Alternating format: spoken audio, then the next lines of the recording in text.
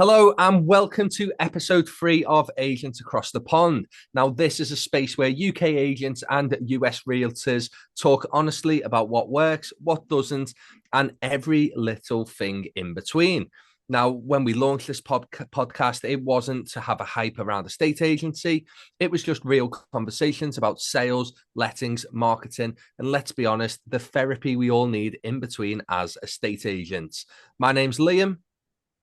I'm Danny. I'm Amanda. I'm back this week.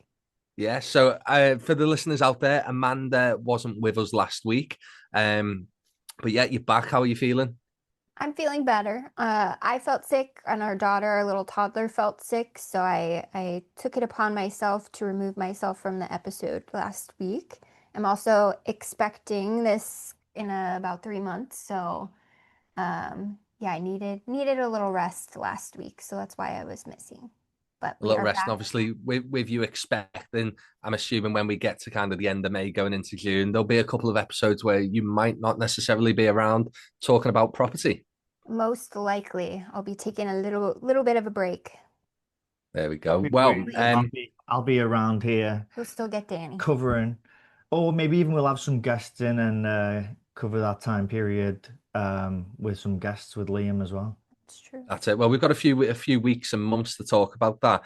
But this week's episode, for the listeners who have kindly joined us, we're going to be covering prospecting in the US and the UK. So I'm going to throw it straight on the table, throw it towards you guys. What does prospect actually mean in a US market? So this was what I was thinking about this week when we were talking about this as a topic. I'm trying to form my thoughts coming from my lens versus every other realtor, Danny's lens, all of that, because I think I bring a different point of view to things.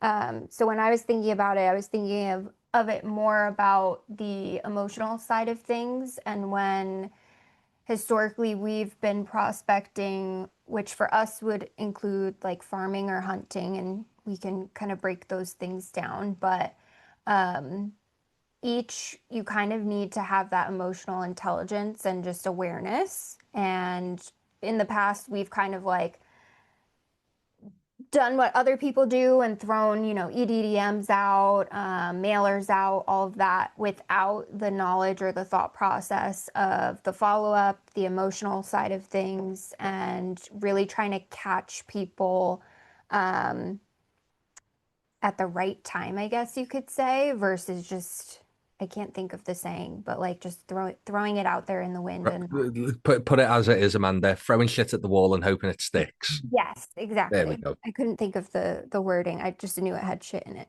Um, so yeah, I was thinking about it from more of that emotional touch versus just being more what would you call it? Strategic. Yeah, I guess strategic is the word because when you prospect, and you've just mentioned the DMs, when you do that, like it's not What? just Sorry, Dan. What's EDDMs? What's that? every door direct mail. Okay. It's just a similar. It's a type of product that the post office provides for people over here, especially businesses, to send out mass produced marketing. Um, so when you do that though, like you can pick an area. So you pick your area that you're going to farm, and you send out your EDDM.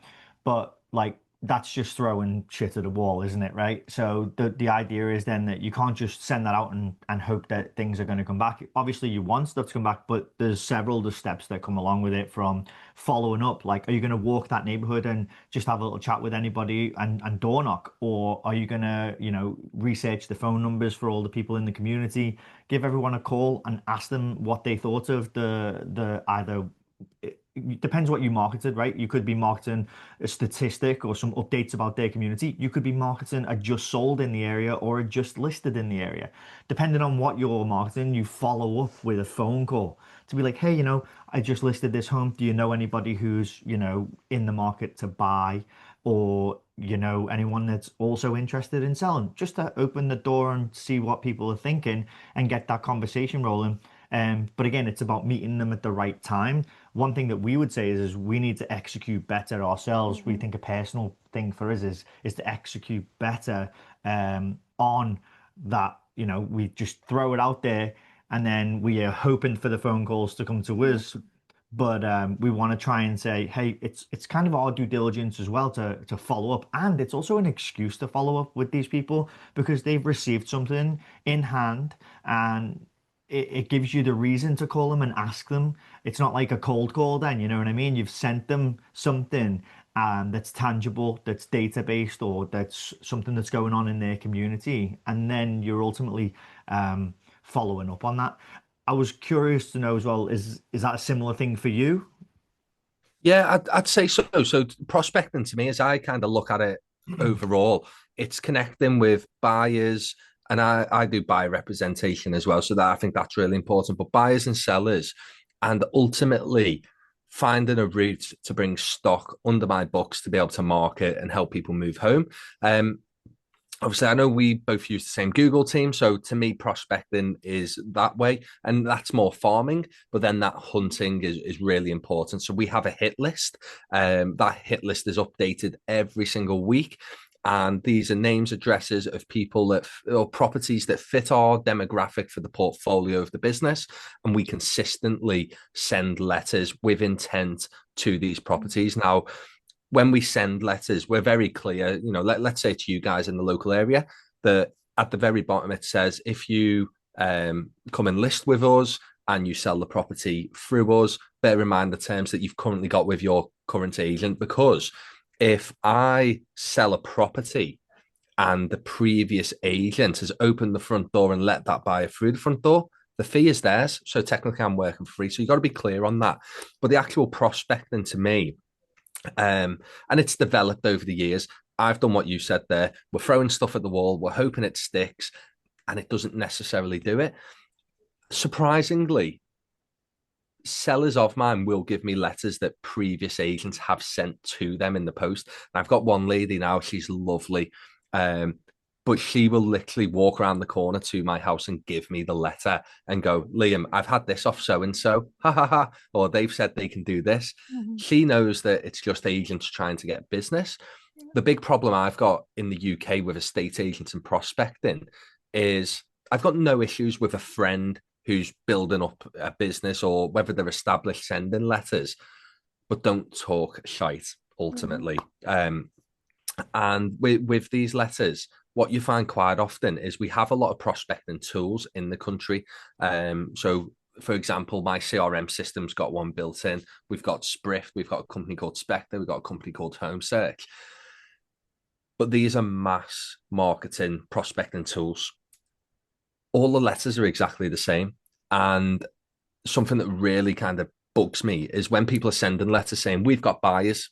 Well, that means absolutely nothing. Like, add a story. So prospecting to me, especially hunting and hitting that hit list, it's all about sharing an experience. It's about being human. It's about touching the pain points of that person who's receiving the letter. They could have fell through. They could have withdrawn from the market recently. They may have sale agreed. They might be looking for something. So why wouldn't we send a letter to them? But I do think that a lot of people focus on prospecting in the short term of here, now, I want some business, rather than actually breaking it down over a 12-month period and going, okay, this is my budget. This is what I'm putting into prospecting. This is the return of investment I want from sending letters. And it's not just letters. So I've got with me now this brochure. Now, this is my premium marketing site, 16 pages of just pure information about the current market, what's happened in the last 12 months, market metrics, properties, mortgage insights, selling with confidence. And out of all of these pages, I have one little bit that is about me. And that covers our Google reviews, where we market, why in the premium market you should maybe look at a personal agent rather than a brand, because no one really knows the property. So I know I've just kind of belt fed a lot of information there and probably got an emotions on the table as well. But that's, to me, prospecting is all about how do we connect with people in the right way. I was thinking about what you were saying about how a lot of agents just send like a basic mailer out without the story, without the like human touch attached to it, and basically chat shit, as you guys would say. We've experienced that with listing appointments that we've gone to where they've said, you know, such and such an agent reached out and said they're, you know, number one in the county, or they could get me such and such a price for, you know, my house. And it's not realistic based on comps, based on just how the market currently even is, but they're trying to like chat, Bamboozle people, yeah. listen. Yeah. It And sets people will people up fall to for it. fail. They Yeah. do. And They- we've had that. We went to a listing appointment. We, something that Danny and I have been very passionate about with Smith Realty team is transparency, how we approach clients, how we approach people is just being open and honest and being human. So when we've gone to listing appointments, I'm thinking of one example in my parents' neighborhood. We are very honest about our compensation, about the market currently, about their house and how the condition was compared to what's going on, where we would price it, you know, where we are as a team, etc. And they ended up choosing a different agent that said, you know, I'm number one And I'm in going our, to list it for a higher price. and then they But ended up it's kicking them off the listing, and somebody else had to take over from that brokerage because of their contractual agreements. But basically, to us, that tells us, you know, they were chatting shit and weren't accurate or honest with you. So now that's that's just something, kind of how I was Amanda. thinking about it. I get it, and it's something that definitely mirrors on this side of the pond as well. See what I did there? No, okay. So as the listeners can tell, my jokes aren't the best, but that happens this side as well. And ultimately, you are setting people up to fail. Now, our job as realtors, estate agents, is to get people moving and get as many cents, dollars, pounds, pennies in the back pockets of our clients and get them moving in the perfect amount of time. But far too often, you will hear, "Oh, I can get you." And I actually heard this on the phone this week. Someone said that they can get me £75,000 more. Well, do you know what? I would go and try it. I would try my hand at that if I was getting an extra few quid in the back pocket. Yeah. However, you do have to be realistic. You do have to show the factual evidence. And it's probably the same way you guys are. When a property goes under offer here and someone's buying with a mortgage, the mortgage company will send a survey around to make sure that they are happy to lend that amount of money on that property. Mm-hmm. And here, just to give you a little bit of insight, here we have a problem when people do this and they list a property too high. Um, it hinders the property and the seller. Like people here have immediately a question as soon as that hangs over its head. Like the home's been on the market for, especially in the market we've had, the home's been on the market for over 45 days. Sometimes they may have even had offers that they've accepted and they go into inspection phase. And because they made an offer so high and they've come back with the inspections, there's been a ton of issues and there's just no way that they want to move forward to the property anymore. And then that makes all the other buyers that come through the door just question what happened, why, and then it ultimately reduces the price comes down, and it hinders your client. So we think that the best way is transparency, being upfront, and not to provide anyone with like this false hope that they're going to get an extra £75,000 for their home, and ultimately create the right marketing strategy for them to be successful in the market and get their ultimate goal. Danny, you've just mentioned there about obviously buyers coming in and their perception of the property's already been damaged in some way, shape, or form because of its overvaluation. How does that come across in terms of the agent and agent perception in the US? The people from the outside looking in kind of not trust agents, because that's very much what I feel in the UK. That there was a stat done a couple of years ago that where it was like politicians weren't trusted than estate agents. I think there is that a stigma, not stigma, that there is that stigma over here as well. Trying to honestly, I think as agents we do a lot to try and remove that stigma around us, and because a lot of people as well say, you know, agents, they don't Do really do anything. anything. They're just door openers, right? Or whatever. But like honestly, you said it before, and that's like the amount of different roles that you take on as an agent is Mhm. absolutely astronomical, from a therapist, To a someone to babysitter. be, yeah, to a babysitter, to a person who collects all of the data, to being a resource for every contractor that there is out there, so that your clients or past clients um and new clients have an expert to walk through the door and fix the plumbing when it needs to be. Like the amount of things that we do, and the how our clients rely on us even after a transaction, just as a Mhm. friend, or Just to the follow up. relationship you build, just to follow up and also Yeah, have you as their resource is unparalleled, right? Like So, it's so much so value. I think it's something like, quite powerful. mhm. Last year, I had a seller, and she was going through probably the worst time of her life. Divorce breakdown, sale of a property, didn't know what was happening, and we'd sold a property. I'd gone and secured the next place where she was going to move to, and that took a bit of weight from the shoulders. But then, out of nowhere, her company that she worked for was closing down, so she had to withdraw from the purchase, and everything you could think of. I really felt for this woman. And she texted me one day to say, Liam, I've just found out that I've got this job offer, but it doesn't start till December. And we were still 4 months away from her starting that job and her selling the property. Anyway, we sold the property. We sorted her out a rental accommodation. She started the job in December. And last night, let me find what time it was. There we go. So last night at 8:45, she sent me a text, and it was just a picture of, and I'll show you guys on this camera. So that's her in a new job. She's just finished training for the police, and she didn't have to send me that. But at the same time, I'd texted this week just to go, how are you settling in the job? How's it going? How's the new Mhm. place? So she sent me that, and I was made up with it. And all I got was, Liam, thank you. Actually get the keys to my new place this week. So we know we're 2 months past getting a job, and Yeah. she's absolutely made up with it. And But that's the that's what it's connection about. in It's it. about, yeah, it's a connection. It's being human. She will share her experience with her, friends and family that are moving home.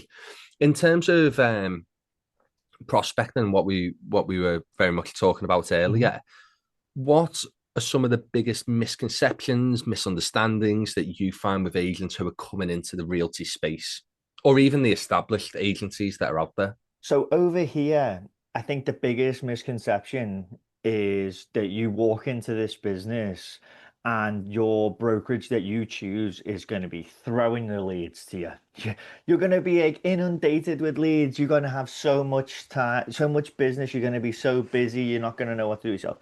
And ultimately, that's not the case. Like, because you're an inexperienced agent, they don't know whether you can close deals. They're not giving those kinds of leads to new The agents. amateurs, yeah. Yeah, exactly. And ultimately, they want to see you create your own business, Prove and yourself a and lot of prove it. yourself. Whilst they'll help you with training and stuff, from inside the organization, and they'll give you what you can do to start generating your own business, which they take the angle of like, hey, the way you're going to prospect and get your business as a new agent is start, excuse me, start reaching out to your sphere of influence. Speak to everybody you know, tell them that you're in the business, and start sending regular emails, market updates.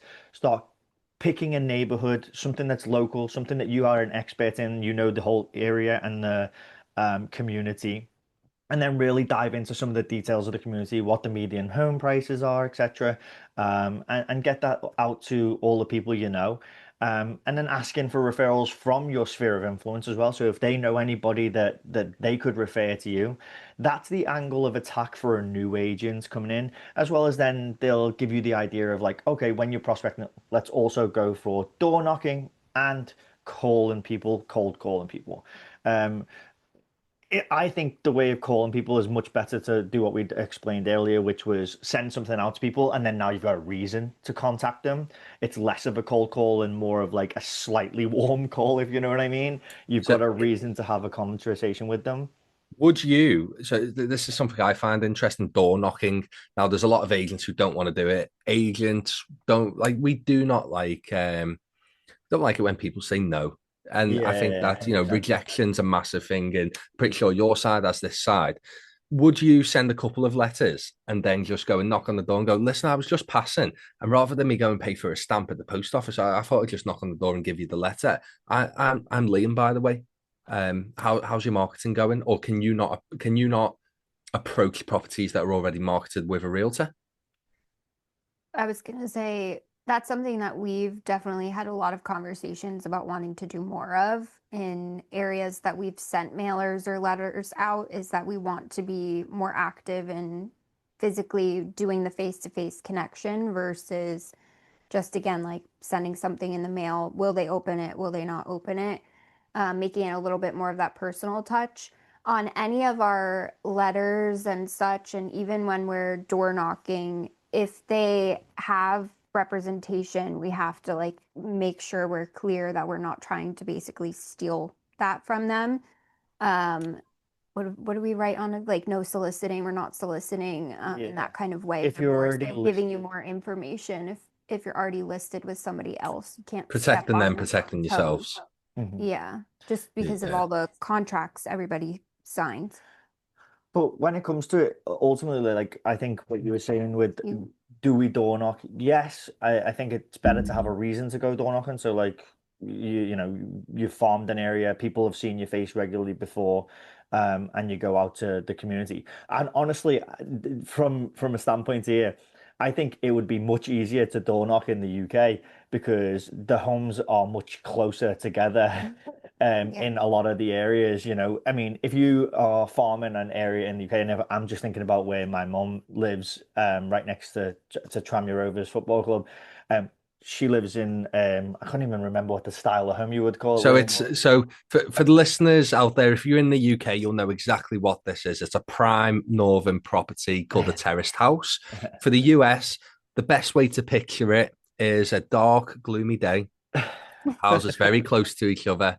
No, it's to me the great houses. I've actually got one coming up on the next road over Parkstone pretty soon. Wait, yours was Parkstone, wasn't it, or Yeah, Parkside? Parkstone. There we go. I knew it was one of the roads. In all the years I've known Danny since we were like 30, and I still don't know which road he ever lived on. I just know which it was the second road in, wasn't it? Yes, which is from the primary school. Not From give from the all school, our yeah. personal information and addresses out here to all of our listeners. So, um, where would you say most of your business actually comes from as a realtor? Just, I want to finish my point though, Yeah, sorry, if mate. you Go on. don't mind. Yeah, So sorry. like all of those homes are row houses, essentially what people would call them over here. And you could door knock those houses really fast, and you could probably have 100 conversations really quick just by walking one road. And even if you do that, like you might not list their house, but you might have a conversation with someone like, hey, I've got an aunt or an uncle who's interested in selling their house. Let me give you Mhm. their information. That could happen. Here, door knocking, it takes you like at least 3.5 minutes to walk from one door to the next. So the number of conversations you have it dwindles.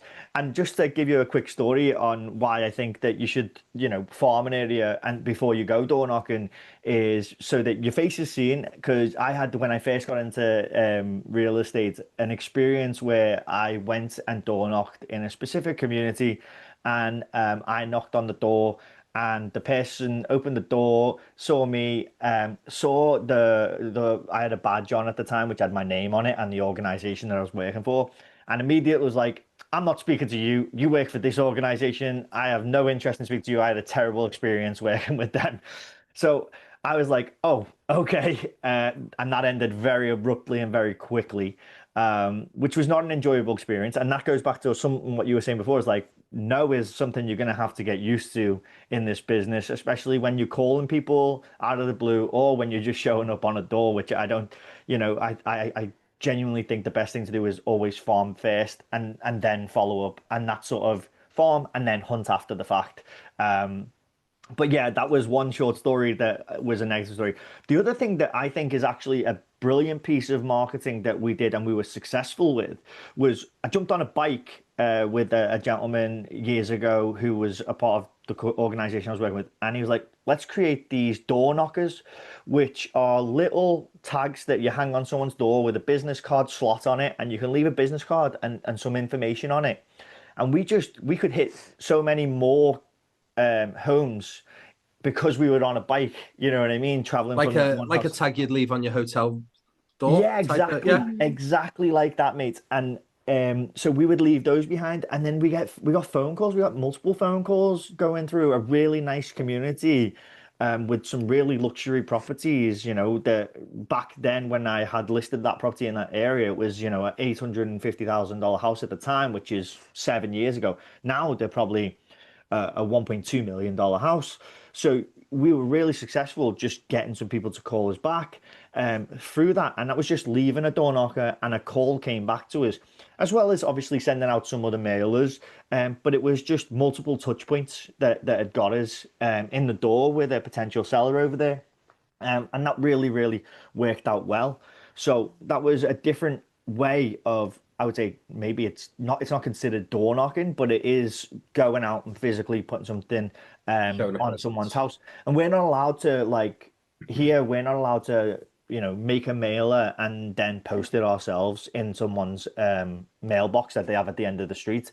That's only for the Mail, post office. yeah, for the post Post office office. or the delivery, the mailman, you know. Yeah. So, you have to either go down the route of sending mail, or this way you can put the door knocker on the door. And at the same time, whilst you're there, you might want to knock, or you might want to just say like, "Hey, I want to hit loads of houses today and get these door knockers on the door and get more exposure to this whole community." I think circling a little bit back to, I think the original or part of the original question was what is like the misunderstandings that new agents have coming into it is like you were saying, you have to almost expect rejection and prepare for it and be resilient in that kind of way. So I think me coming from the therapy world, being able to notice that and kind of help us regulate ourselves going through the process of things of like if we again we haven't done cold calls, we do warm calls right now, but any form of rejection at a listing appointment, at a buyer's meeting, any of those kind of things, we have to be able to like regulate ourselves to show up how we want to consistently be showing up versus we've had moments where we get a little bit of like discouragement from, even with our Google team and stuff like that. We were like, when are we gonna get Kicking. calls? When are things gonna happen? When are people gonna respond to the letters we're sending? When is it gonna pick back up? So a little bit of that, just resilience in tough markets and times and being able to support each other in that. I think it also, Amanda, comes down to the content that you're sending out. I That too. don't think any seller out there cares about what my agency does and how many buyers we've got. They've got a pain point of I can't sell my house right now, or I've reduced, or my buyers walked away and it's fallen through and I've got to start all over again. And how can we actually make this situation human in terms of if it's a fall through? Why aren't agents sending letters? And this is from the UK, sending letters to properties. And so just to give you a bit of insight, the way I send mine is they do not say dear homeowner, they don't say dear this address, they just go straight in for this is what the information is. Mhm. At the end it says Liam and I hand sign everything. We send our letters in coloured envelopes, handwritten addresses, and then we put a stamp on it.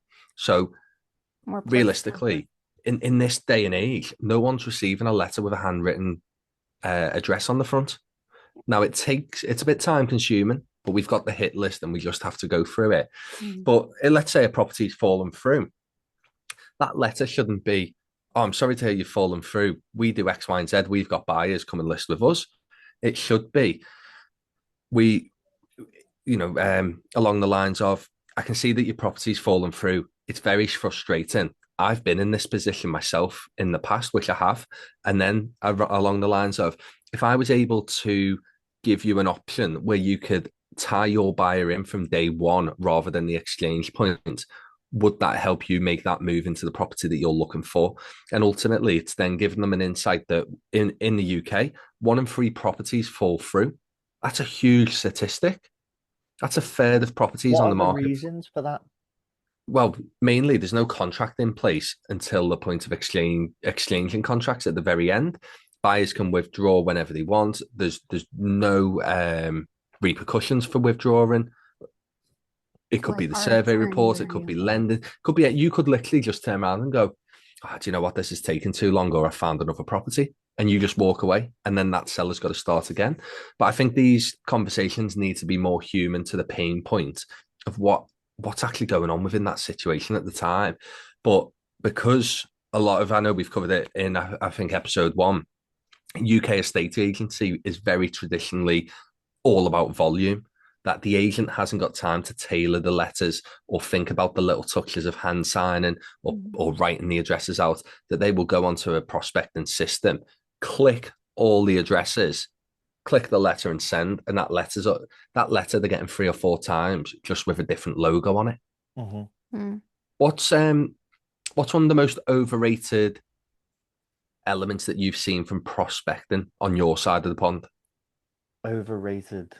I think Yeah. I was thinking about it from that lens of what you were saying of just the automation nowadays of things, and that Generic. even just during my process of going to other brokerages when I was starting, just to kind of hear them out and see if they would be a good fit for us to kind of swap over to. A lot of it is about, we have this such and such a system. It streamlines your, marketing and this and that. Like you're saying, like click, click, click, click. Okay, these addresses, boom, see you later. I don't have to do anything else. I don't have to think about it. Um, where, like we're saying, that kind of gets rid of that human aspect of it. And I think, Everyone's got the next big thing, haven't they? And I think with Mhm. AI, it's only going to get worse in Yeah. terms of that human element's just gone.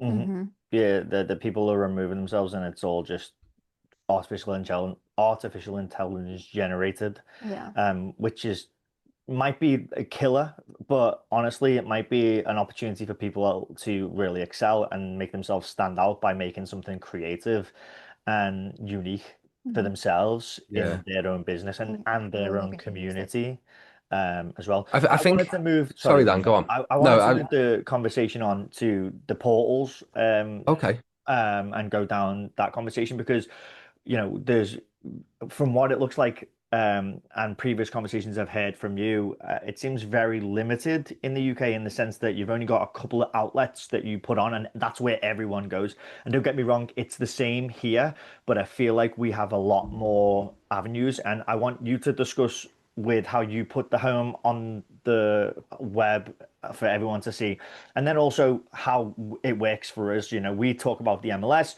you talk about Zoopla, and I want to kind of get to understand a little bit of how it works on your side of the pond, and also then be able to give you some insight on how the MLS works on our side of the pond. And Yes. So, sorry, Amanda. no, I was just gonna say, I think that ties into the overrated aspect too, because for us, we notice a lot of conversations even start with clients about, I see my home is worth X, Y, and Z on such and such a website, or Zillow, or whatever the case is. So like conversations start that way, and there's not Value accurate proposition. information always, and that's where like we would have to come in and bring in the MLS information, which is more accurate, or provide a little bit more insight and education on things. So I think there's a little bit of, it's definitely got its pros and it's helpful, and even just having those conversations started or using as a resource. But I go ahead. I think honestly, an excellent way to end the podcast later would be to do an overrated and underrated sections of prospecting. So if I said, mailers, you could be like overrated or underrated. Mhm. Oh, I okay. said I like that. that could be a unique way if we could write a little list, whilst we're Oh, going Oh, over it, and then we let's could let's say do that then. overrated and underrated at the end. But to carry on what I was saying, we'll make some notes right here about what questions we can add at the end of the podcast for overrated and underrated to finish it off. But Yeah. tell us about your Tell us about your MLS your portal system. Yeah, so it's interesting, Amanda, there that you've just mentioned something about the conversations all being about Zillow, all being about the MLS. Here it's exactly the same. And it's amazing that we're in 2026, but you will still speak to sellers within our roles of being, we're self-employed agents, and they're like, oh, so you're an online agent? Well, absolutely, because if I wasn't an online agent, I'm putting you in the local newspaper and only 3,000 people are going to see you. If you're lucky that they still buy the Birkenhead News, it's one of them things. So everyone is online nowadays. When we break down the portals, I call them portals. They do not sell houses. They are a marketplace like eBay, like Auto Trader. I don't know where you guys go. What platform would you use to buy a car? We would use depends, but there's a few. We have Auto Trade there, Okay, so which is Auto Trader is the similar, and same then we here. also have cars.com, Okay, so Carvana. the Yeah, the way I look at Rightmove, Zoopla, etc., they are marketplaces. They are solely there to put properties in the marketplace in front of buyers, the same way Auto Trader puts a car in front of someone looking for a car. Now they are great platforms, and realistically, 95% of your buyers are going to come through one of the portals. The good thing about Rightmove is you can also use it as a bit of a prospecting tool. So you can pay for ads within it. So when you go onto the system, you can see a couple of the agencies, you pay for the postcode, you pay for the area, and that's, I believe, a 3-month rolling contract. So it's odd because in the north of England, it seems that Rightmove is the prominent portal, but in the south of England, and obviously we are nowhere near as big as you guys, so I'm going to say the south of England and make out it's a different world, but it's probably around the corner for you guys. If we go into London and places like that, you'd probably find that Zoopla is the more prominent feature in the south. I use Rightmove, Zoopla on the market, and then I've also got Prime Location within for myself, because we are a bespoke agency. We also market in 29 other countries globally, so we've got a lot of portals to tap into. But your average estate agency will use one, and that'll be Rightmove. Is that equivalent to, and maybe you may know the answer better, I'm yeah. just assuming because you're a little half and half, but um I'm a little half and half. See, Amanda, we would call half and half here chips and rice. uh, You go to Chippy, you have half rice, half chips. I bet you're missing something like that, aren't you, Dan? I'm still craving And salt and pepper chicken. a Oh, ton of curry sauce. Ooh. incredible. Back No, to estate agency. I just lost my train of thought. Sorry. That's pregnancy for you. We That's the mentioned, thought of salt and pepper chicken, Amanda. I know we It's mentioned not food, pregnancy. and now I'm like salad. Yes. What was I saying? So we were talking. Is Rightmove equivalent to what Zillow is, Ye- or do you guys have like a That's multiple listing service or not at all? That's kind of what I was Do you about know to what I lead mean? into. So when you say listing service, what do you mean by that? And that's where this interesting part comes into it, I guess, right? So that's what I was trying to explain, that like we have the MLS, and the MLS is essentially, it's kind of broken up into multiple areas of where you're locally sourced, right? So here in New Jersey, we've got multiple MLS systems, and you become a member of those MLS systems, and those MLS systems have contracts where you pay a monthly fee to be a part of them. And essentially, The realtor does. Like the realtor does, yeah. it's Okay. we have access to it, but we have to share that information with our With our clients. clients. Yeah. It's not like Zillow where they could just go to it and, Yeah. So what I was about to explain was, it's okay. I was about to explain that our MLS system is, you, as a realtor, you sign up to be a part of it. So here we're signed up to be a part of 2 MLS systems, which cover a broad area for us: Morris County, Union County, all the way down to sort of Middlesex County, which is where it changes to a different MLS. What the MLS does is it lists your property and it sends it to over 400 websites, so that you Okay. don't have to list it on multiple different platforms. So, for Yeah. example, I'm assuming that you, as an agent in the UK, have to put your listing on Rightmove. You have to put your listing on Zoopla yourself. Like, No, how does that no. So I will upload all of the property details into my CRM. Um, and within that, absolutely everything goes into that. As soon as I go to look put on the market, I click a button and the CRM is already filtering into Rightmove Zoopla on the market. But let's say I've got a discrete sale and the seller doesn't want it to go onto those portals. I just click my website and then I'll leave Rightmovers off the market, Zoopla off the market. And it's a really simple way to filter it through, but I don't have to go into the individual sites and Okay, that update makes it sense. separately. Interesting. So if I receive an offer, that offer is obviously registered in the CRM. The only update that goes to Rightmove is from it saying for sale, it'll now say under offer or sold subject to contract. Understood. Okay, So so then yeah, how ours works is we have Garden State MLS. We also have New Jersey MLS, which covers the areas that pretty much we work in. But if we wanted to say work right next to where Manhattan is, which is Hudson MLS, which is the county, that's like Hoboken, Jersey City, Weehawken, and a bunch of areas along the coastline there that all look at Manhattan. That's Hudson MLS, and you have to, be a member to list in Hudson MLS. Now, granted, like most of these MLSs, they upload your listing to over 400 sites, and it already covers what you need. It's just a little bit more specific to the location. does Um, does the price change each location? So, for example, you guys are in New Jersey. If you wanted to go and trample on Ryan Serhan's feet, would you have to pay like a premium to be within that Manhattan area?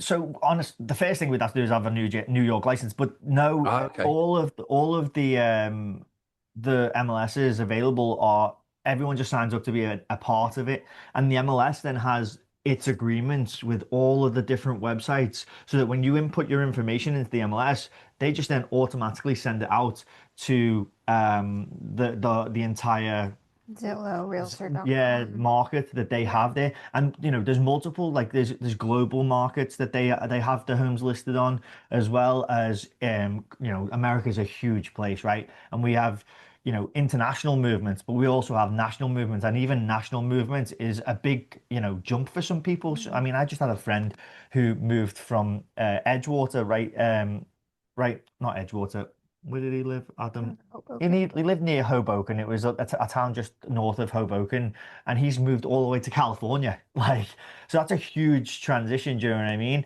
Yeah. And he's looking at markets. Obviously, he's using the mainstream marketplaces that people go to look for homes is, Zillow, Realtor.com. Some people use Trulia. That's the main places that people are going to look for homes. But there are other unique websites that people are using, which the MLSs are associated with as well. So interestingly, I because I market in 29 countries globally, um, in the UK, like I said before, most agents will just use the one platform, Rightmove. But I use EXP's luxury platform as well. And the good thing about that is we're getting a few extra portals for us to use in the UK that your average buyer might not use. They're very specialist. But what I also like is the fact that within these 29 countries, we're probably getting about 80 plus international ads in really key markets. But when I upload the property into that system, it's also going, and I'm probably stepping on some of your toes. We're going into Mansion Global, Rob Report, The Wall Street Journal, James Edition, Country Life, Unique Homes, Luxury Estates, like really high end publications where not every buyer is local. So I think when it comes to marketing a property, it has to have that exposure out there. Um, Yeah, I mean, you said you had a client that was from Arizona, right? So like yeah, that must come from that ability to market with EXP here, because EXP is a big company here in the United States. but I actually So, think, Dan, that came from Google. I oh think really? from the Google rankings and the fact that I am someone who does buyer representation is where my client from Arizona seen that in the last 12 months, I've had clients in Israel, Canada, South Africa, New Zealand at the moment. I think 3 or 4 from the US, all moving locally. These aren't necessarily through the portals. I do think that's more down to a Google search essentially. I think that's important though as well, and it's really like something that might even bring more clientele to you from the podcast. Even is whilst we're speaking across, the pond from one another, people are going to see this, and the UK they don't talk about buyer's agency a lot. Whereas over here, people who are buying homes, they do seek buyer representation just for protection, and being looked after. And you might even generate clients from speaking here. People that we know over here might see you and be like, "Oh, I'm looking for a property in England." Um, I might reach out to Liam because he does buyer representation, which is very unique that to have in the UK. There's not a lot of agents that are doing that. Yeah, no, I definitely agree with you. Um, I guess that's the beauty of that kind of farming prospecting and the hit list, the hunting prospecting, that we want to work with clients all over the place. Something interestingly, when I mentioned Manhattan, then you would need a New York license. For Mhm. me, I can operate anywhere in England and Wales. Mm. Scotland's a little bit different because they operate slightly differently, but I find it interesting that you guys are in New Jersey. New York is literally a stone's throw away, but yet you can't step over that border and operate there. I find that really odd because what happens now if you have a client who's buying in Los Angeles? Can you just not represent them, or do you have to do a commission You have to a commission refer. split with someone there? You We have to would refer. refer them, yeah. We refer. The other thing is, yeah, go on. I was just gonna say, because states are so regulated and have their own, oh my God, Rules. agencies, rules, regulations, we can't just travel to different spots. And that's where like having a good team or, um, you know, other professionals that you can have support your clients, such as attorneys and all of that, who are knowledgeable within the state and all of the new changes, regulations, all of that is really important to have. But did we want to try to circle back to where our original question was, just to stay on a little bit of track? Yeah, you'll have to remind me of the original question, Amanda. I don't know, but I know we were talking about like what's overrated, what's maybe not so Yeah. overrated. We want to transition into a little bit more of like what we've Okay. noticed is Well, actually working versus I've got a um list here, yeah. so I'll hit Add some more to this, could you? I'll hit you with it, okay? Because I've got a list here. So, overrated or underrated cold Okay. calling? Cold calling, underrated. You think? Yeah, Oh, there we go. First one, and there's an argument. Okay, Amanda, give us the reason why you think it's. Danny, what did you say? Underrated? underrated. Yeah, So you One. think What? people should do more of it? 100%. Cold calling. Yeah. Maybe I just don't like it, so I just think it's overrated, Door It's knocking? under. I think it's underrated as well. underrated. Underrated. Posting listings on social media? I think it's what's the in between word that we're looking for? You've got Yeah. underrated, overrated. I I, think. I Go don't on. think there is an in between. I think there's only one. Me personally, I think posting listings as look at this house, it's on the market for X amount of thousand. I think it's overrated. No one really cares. Yeah. They want the details. They want to see the house. They want to be nosy. They want the That's where I story. come They want from. to But then know. when you're posting some of your videos, I do think that they're very entertaining of the property. So like that's still posting the house, right? So like you gotta really, I think what it's are we like? Yeah, yeah. It's what is the content I think if you're that you're slapping like providing? a post of just listed No one cares and about that's that. it, nobody cares. No Nobody one cares. cares about a page full of hey, just listed or hey, just So, sold. yeah. Nobody cares about that. Okay. Personal branding. Oh, that's Underrated. yeah. I think it's underrated. I mean, everyone knows it's really important. Yeah. Okay. Buying online leads. So ads within the MLS or within Zillow. I think I think it's overrated because the leads you don't the leads quality is Poor. is not always there. It's poor quality. So yeah, overrated. Okay. The arcs of your influence as agents within the local community. Oh, 100% that's underrated. Underrated. Okay. You know, we talked about it earlier with the value that that people put, or sorry, the interpretation that people have of agents and you know, the negative stigma around them. It's Yeah. so undervalued. But then I think the flip side is once you've worked with someone and you've gone through the process of someone, especially people who've had negative experiences and they work with someone who's actually good at their job, then they go, hang on, this person really helped me. This person was such a breath of fresh air to work with. And I can now understand what someone who's good in the business is doing versus, you know, my previous experience. I mean, just to give you another quick one before you go on to the next one. Last week I met with a client, brand new client, wants a small home just for himself.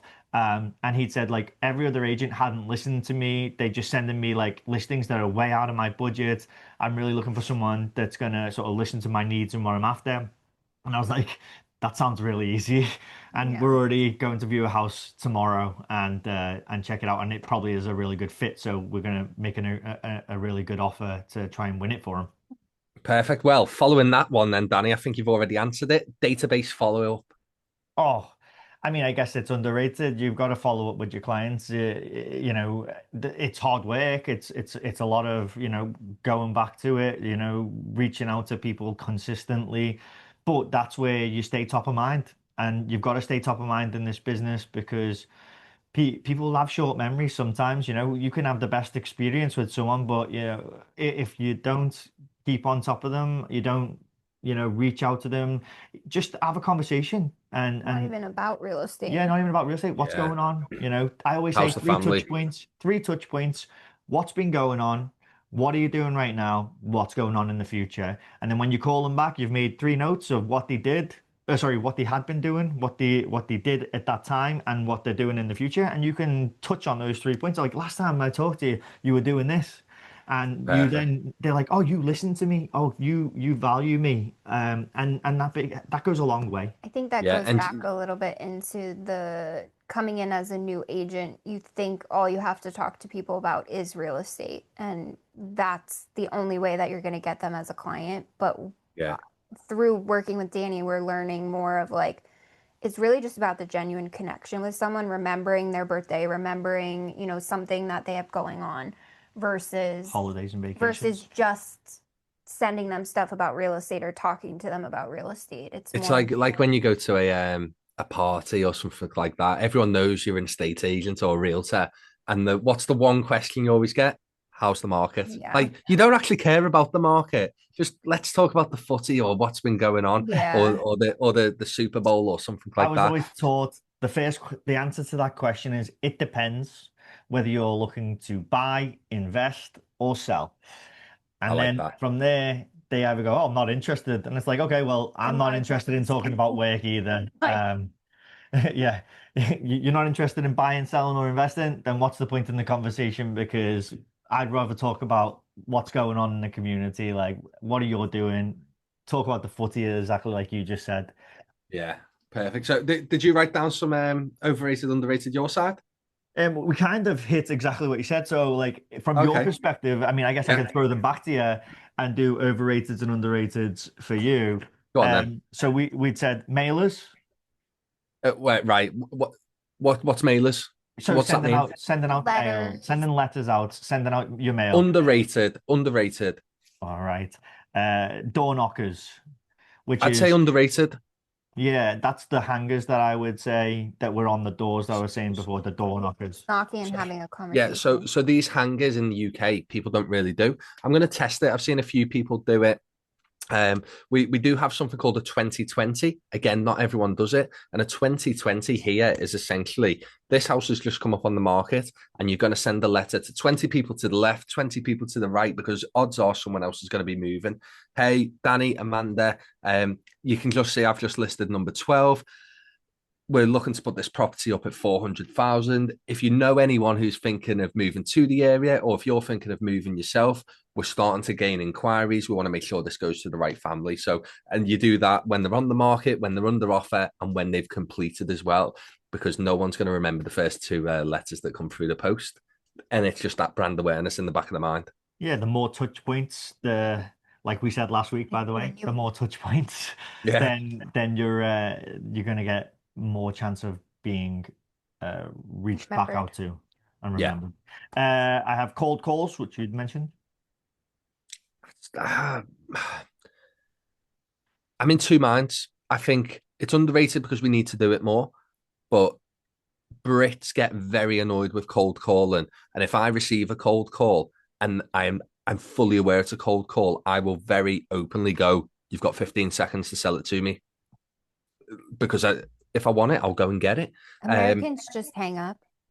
Yeah, no, see, I just play games. That's just me. Most people would hang up, but I always like to listen to someone's pitch and see how they're approaching it.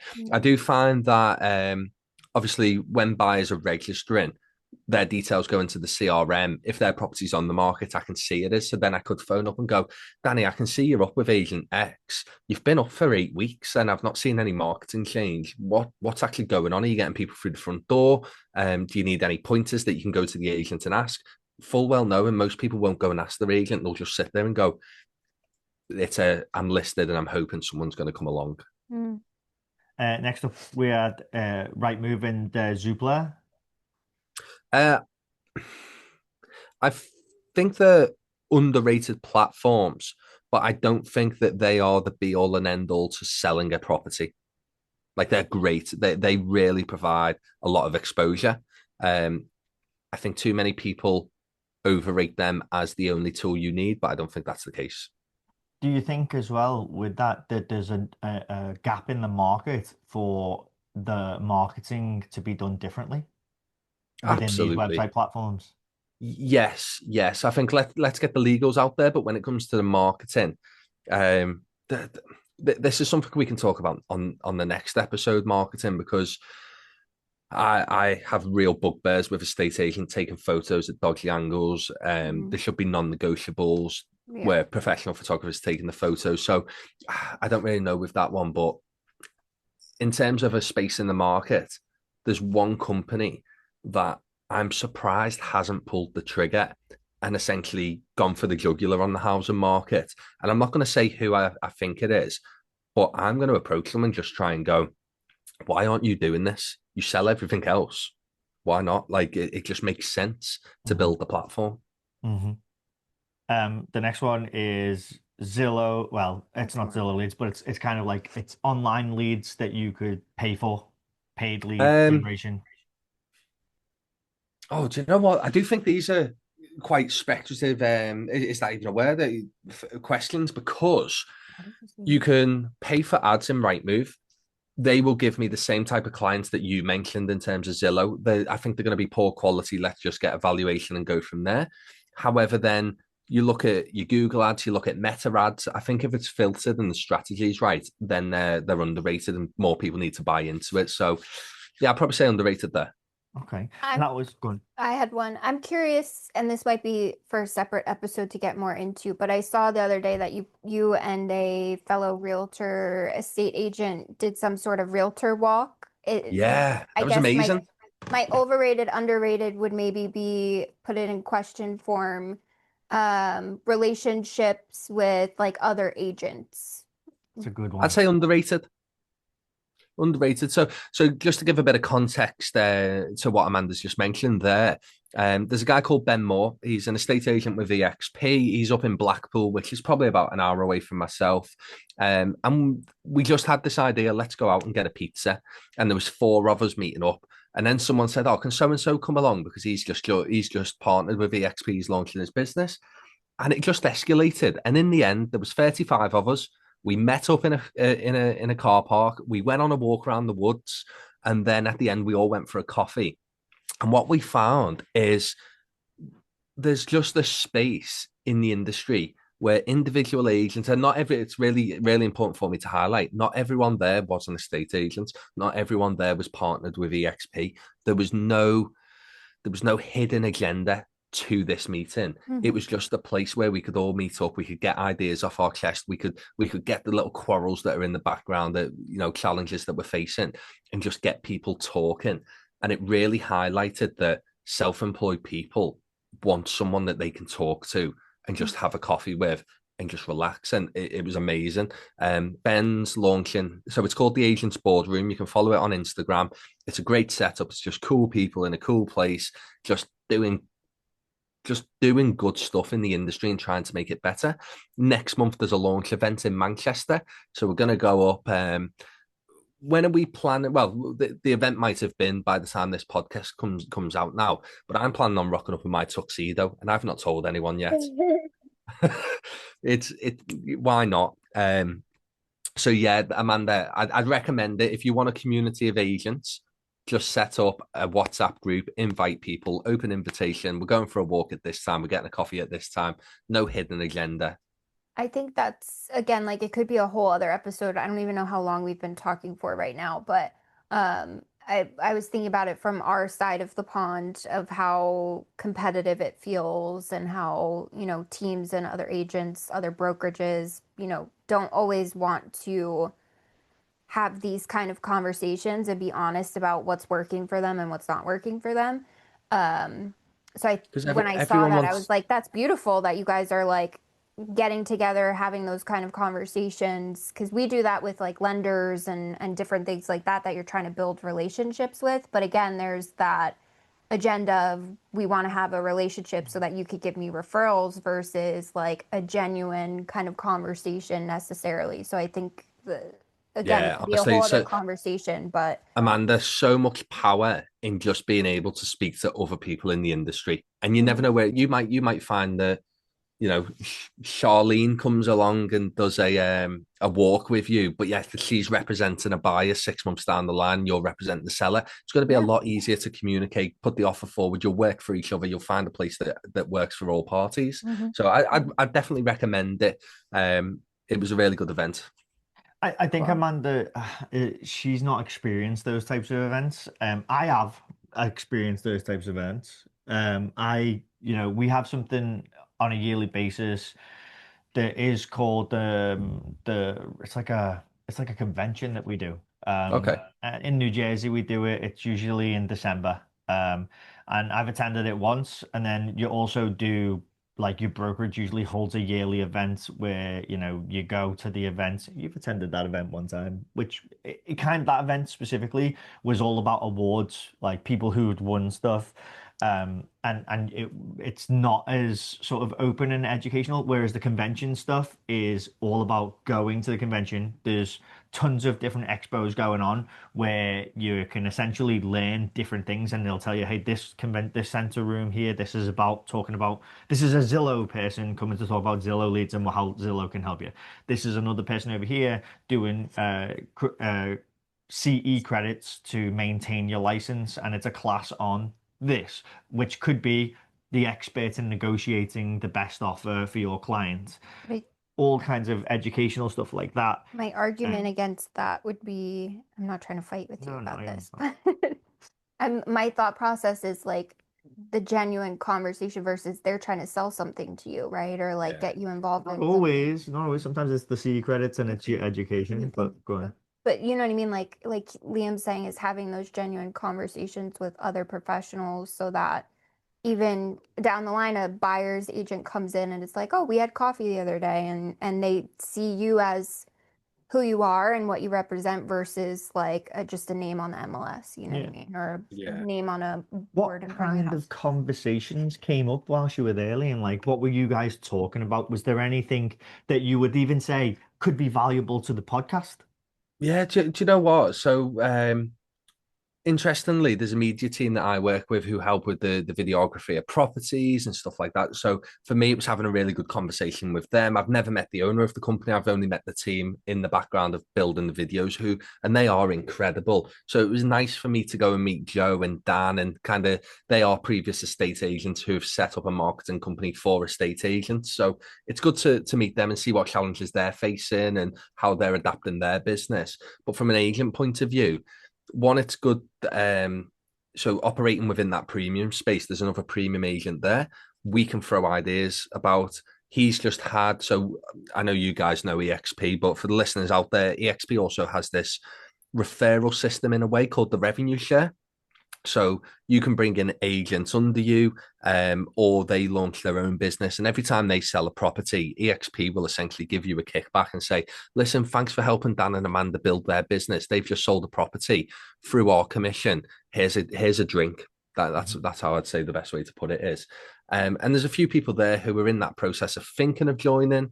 There's people who've just pulled the trigger and set up the business, and now they're going, right, what do I need to do? Where do I get that first listing?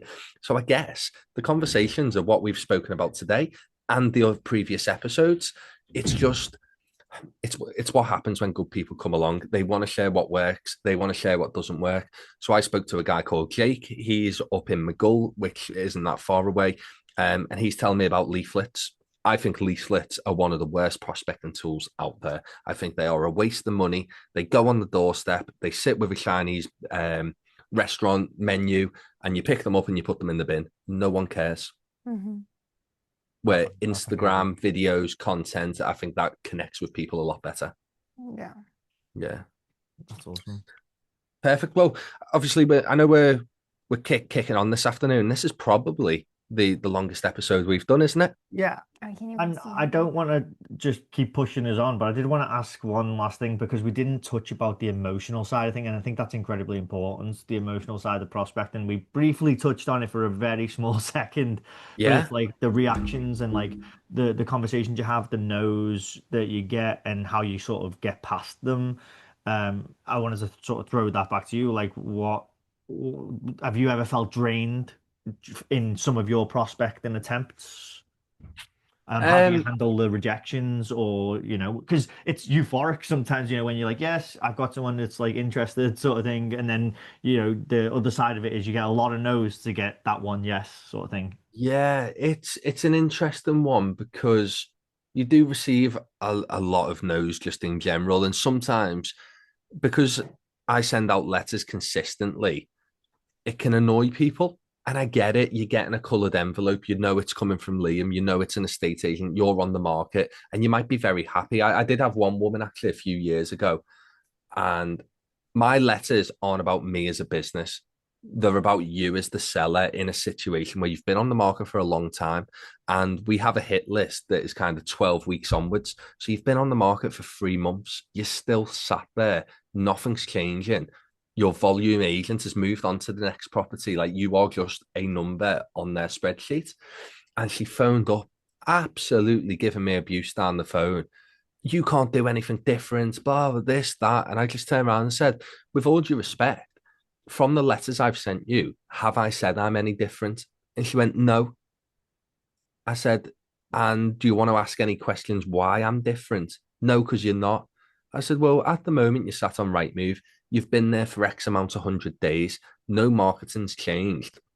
Where actually the difference in me is every few weeks, I will send you a detailed report of your competition, what's sold, what's under offer, what's been withdrawn, so you can see how the market's moving. And in the end, I think because we kind of entered that phase of, oh, are we arguing with each other? Mm-hmm. I already knew from that initial call, this isn't the type of person I want to work with. I put the phone down. I did think, right, I'm going to stop prospecting. But then on the flip side of that, I send letters to targeted properties that I believe I can help create that successful move.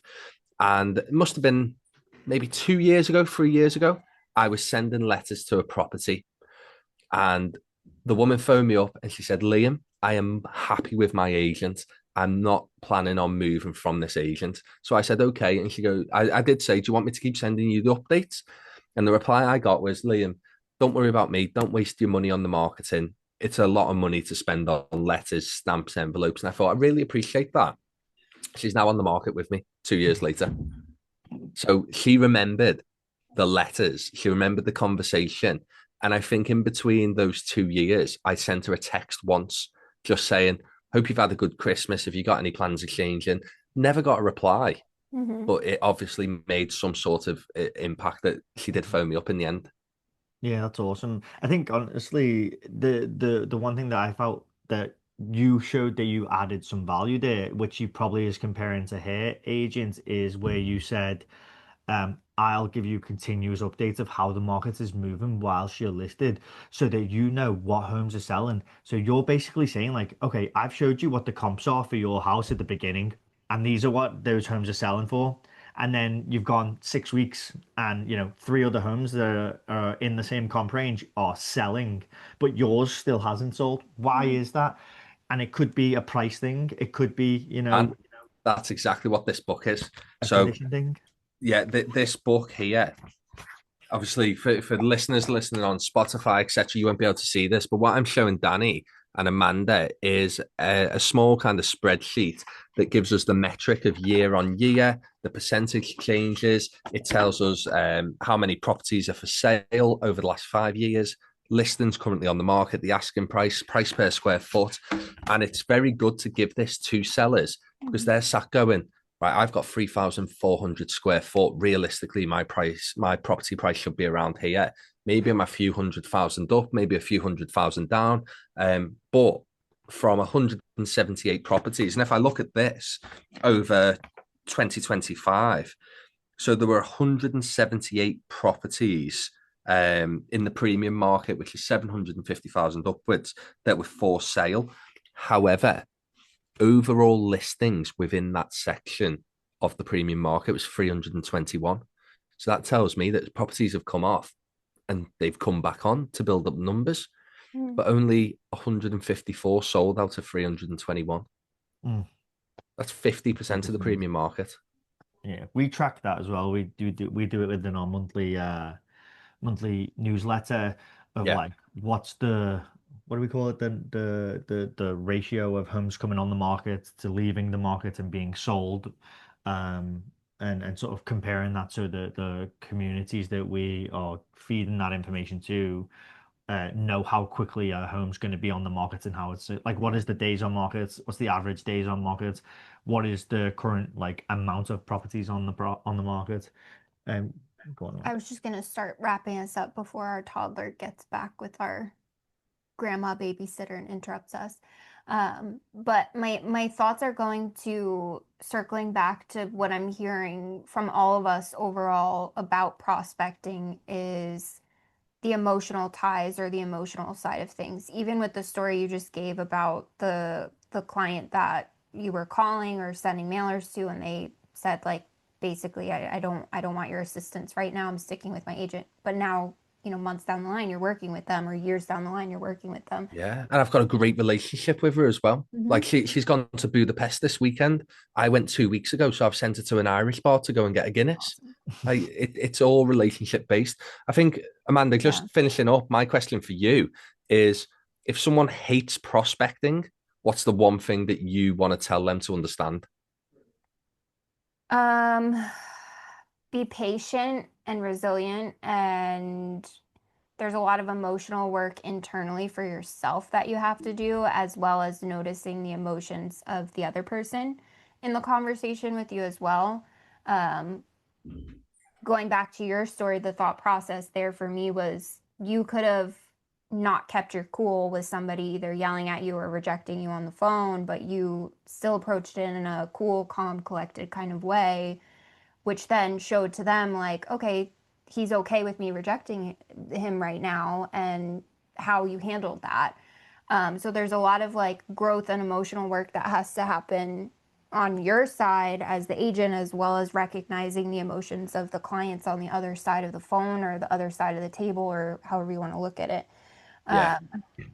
So a lot of emotions, which I don't think agents coming into it think about or are knowledgeable about maybe. So I think that's definitely something we're even learning coming into it, of the importance of recognizing that and how you show up in response to the clients, I guess. Yeah, I think overall, what I've learned from today's episode is we are both facing the same challenges, both sides of the pond, and we both seem to be doing the same thing with a few caveats here and there. Really, really interesting. Obviously, I think we mentioned before that next week we'll go on to maybe talk about marketing and what that process looks like. Maybe even taking a property from we've just got the signature on the contractor, how on earth are we getting it on the market and moving forward? For a lot of listeners out there in the UK, obviously you'll know the way of doing it. Same in the US, you'll know the way of doing it, but there might be something in there that you go, actually, I might try this. It could be AI, it could be photography, it could be videography, it could be a whole range of different things. So I guess we can do that next week. Obviously, for everyone listening, really appreciate you tuning in. I know this week's been a little bit longer than usual, but it just shows that we are excited about it. We enjoy what we're talking about, and at the same time, I really hope that you're taking some value from the podcast. If you have enjoyed the episode, please go and like, subscribe, leave us a comment with maybe your overrated and underrated elements of prospecting. But I guess for now, I'll let Danny and Amanda crack on with their day in the US, and it's 4 o'clock in the UK, so I'm getting ready to wind down. So thank you for listening, and we will see you all soon. Thanks for listening. Bye-bye. Bye bye.